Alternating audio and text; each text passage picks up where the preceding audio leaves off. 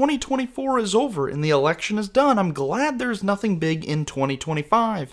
What you talking about, eh? It's election time. Crikey! It's election season, mate! Chuck on your trucky ducks and get to the polls! So Canada and Australia are both having elections soon, and I, as a US government teacher, wanted to go over what Americans need to know about these two elections.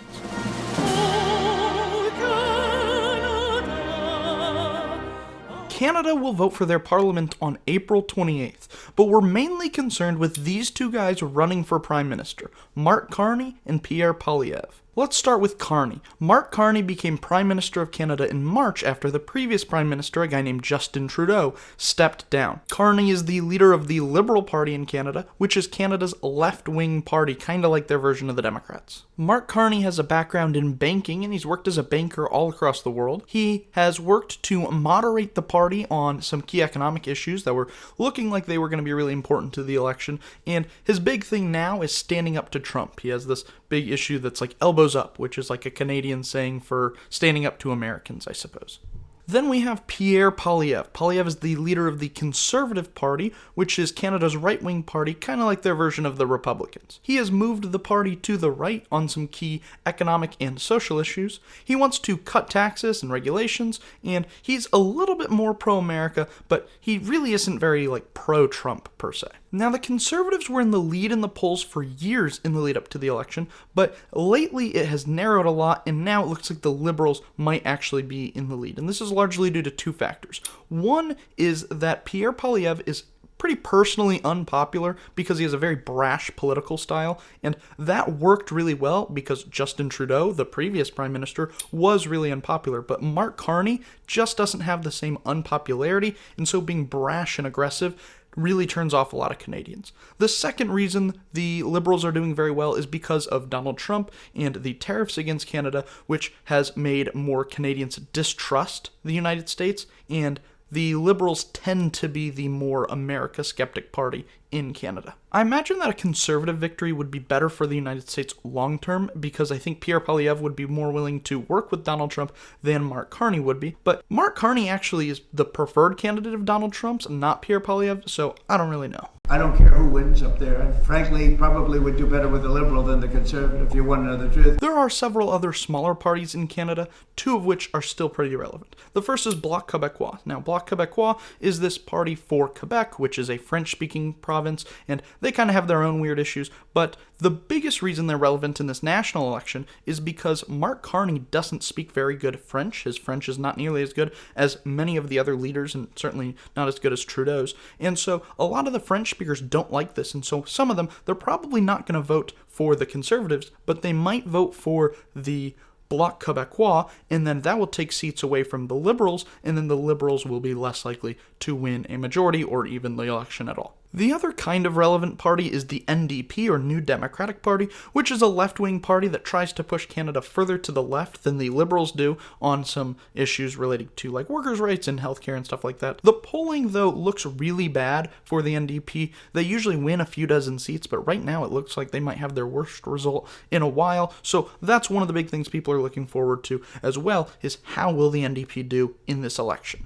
There's a bunch of other parties as well. They have a Green Party that might win a couple seats. They have a far-right populist party called the People's Party. They have a Christian party that advocates for pro-life issues called the Christian Heritage Party. They have a Libertarian Party, of course. They actually have two communist parties. So those are the main parties that you'll see, but it's really between the Liberals and the Conservatives, with a couple other parties being somewhat relevant. Australians, all let us rejoice.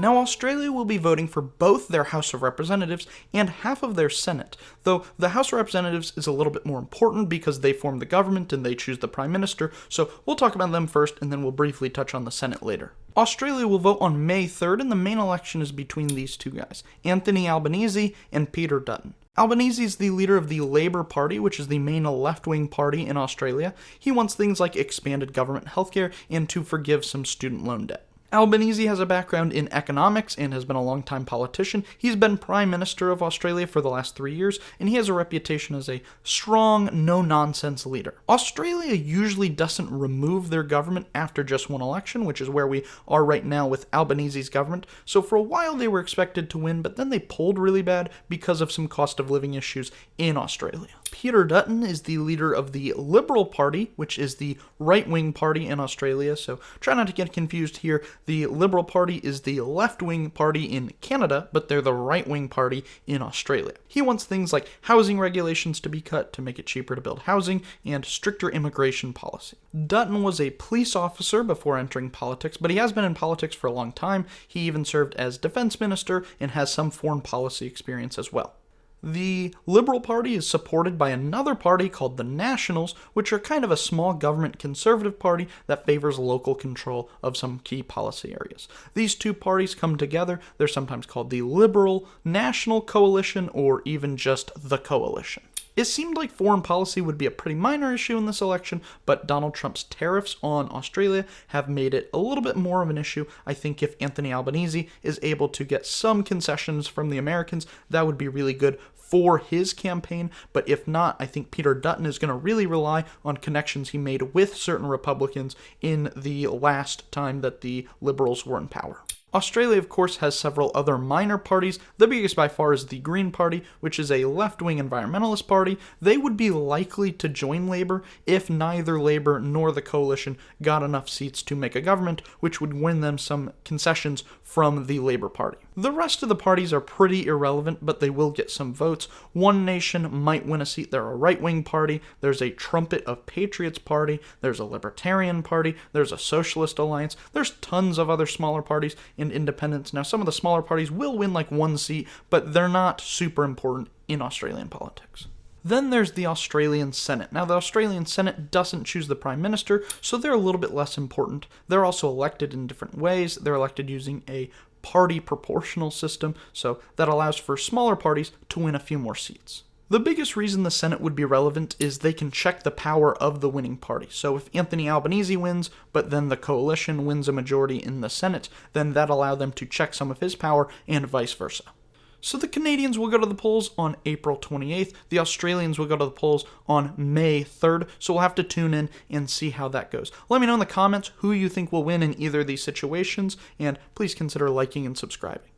Now I wanted to end the video with a little bit of a channel update because I've been getting a few more views and a few more subscribers. So first of all, thank you to everybody who is subscribing, and if you're checking back in, thank you. It really does mean a lot. Obviously, this is not a full-time job for me. I'm not making any money, and so you subscribing and checking back in really does give me a little bit of motivation to make these videos. I'm trying to upload, or I want to try to upload, at least every other Monday. That's going to be my goal, and so if all goes to plan, I'll have another video on April 21st. I think what I'm going to try to do is go to Canada. I live kind of near Canada, and so I'm going to try to go there and observe the election and talk to some Canadians about the election, about Americans and stuff like that.